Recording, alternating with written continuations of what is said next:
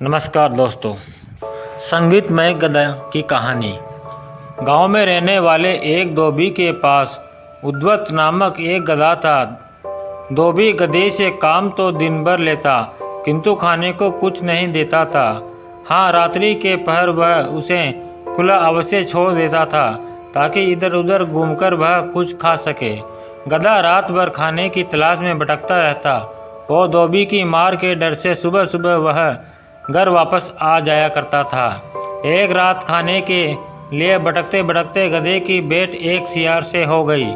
सियार ने गधे से पूछा, मित्र, इतनी रात गए कहाँ भटक रहे हो? सियार के इस प्रश्न पर गधा उदास हो गया। उसने सियार को अपनी व्यथा सुनाई। मित्र, मैं दिन भर अपनी पीठ पर कपड़े लादकर घूमता हूँ। दिन भर की मेहनत के बाद भी धोबी मुझे खाने को कुछ नहीं देता, इसलिए मैं रात में खाने की तलाश में निकलता हूँ।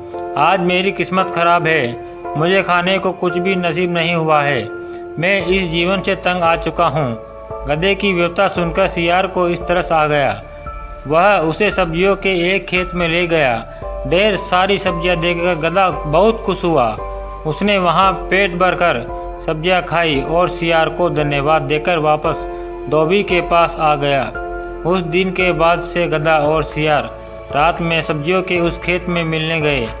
गधा शक्कर, ककड़ी, गोभी, मूली, शलजम जैसी कई सब्जियों का स्वाद लेता धीरे धीरे उसका शरीर भरने लगा और वह मोटा ताजा हो गया। अब वह अपना दुख भूलकर मजे में रहने लगा। एक रात पेट भर सब्जियां खाने के बाद गधे मदमस्त हो गया। वह स्वयं को संगीत का बहुत बड़ा ज्ञाता समझता था। उसका मन गाना गाने मचल उठा।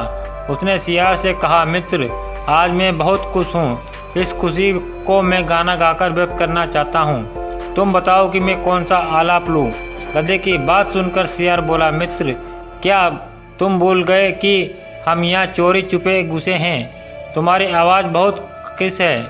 यह आवाज़ खेत के रखवाले ने सुन ली और वह यहाँ आ गया तो हमारी खैर नहीं, बेमौत मारे जाएंगे। मेरी बात मानो, यहाँ से चलो। गधे की सियार की बात बुरी लग गई। वह मुंह बनाकर बोला, तुम जंगल में रहने वाले जंगली हो, तुम्हें संगीत का क्या ज्ञान है? मैं संगीत के सातों सुरों को ज्ञाता हूँ। तुम अज्ञानी मेरी आवाज़ को कर्कश कैसे कह सकते हो? मैं अभी सिद्ध करता हूँ कि मेरी आवाज़ कितनी मधुर है।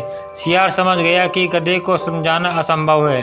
वह बोला, मुझे क्षमा कर दो मित्र, मैं तुम्हारे संगीत के ज्ञान को समझ नहीं पाया। तुम यहाँ गाना गाओ, मैं बाहर खड़ा होकर रखवाली करता हूँ। खतरा भांपकर मैं तुम्हें आगाह कर दूंगा। इतना कहकर सियार बाहर जाकर एक पेड़ के पीछे छुप गया। गधा खेत के बीचों बीच खड़ा होकर अपनी कर्कश आवाज़ में रेंकने लगा। उसके रेंकने की आवाज़ जब खेत के रखवाले के कानों में पड़ी तो वह भागा भागा खेत की ओर आने लगा। सियार ने जब उसे खेत की ओर आते देखा तो गधे को चेतावनी का प्रयास किया, लेकिन रेंकने में मस्त गधे ने उस ओर ध्यान नहीं दिया। सियार क्या करता, वह अपनी जान बचाकर वहां से भाग गया। इधर खेत के रखवाले ने जब गधे को अपने खेत में रेंकते हुए देखा तो उसे दबोचकर उसकी जमकर धुनाई की। गधे के संगीत का भूत उतर गया और वह पछताने लगा कि उसने अपने मित्र सियार की बात क्यों नहीं मानी। तो दोस्तों, इस कहानी से हमें यह सीख मिलती है, अपने अभिमान में मित्र के उचित परामर्श को न मानना संकट को बुलावा देना है। नमस्ते दोस्तों, यह कहानी आपको ज़रूर समझ में आ गई होगी। धन्यवाद।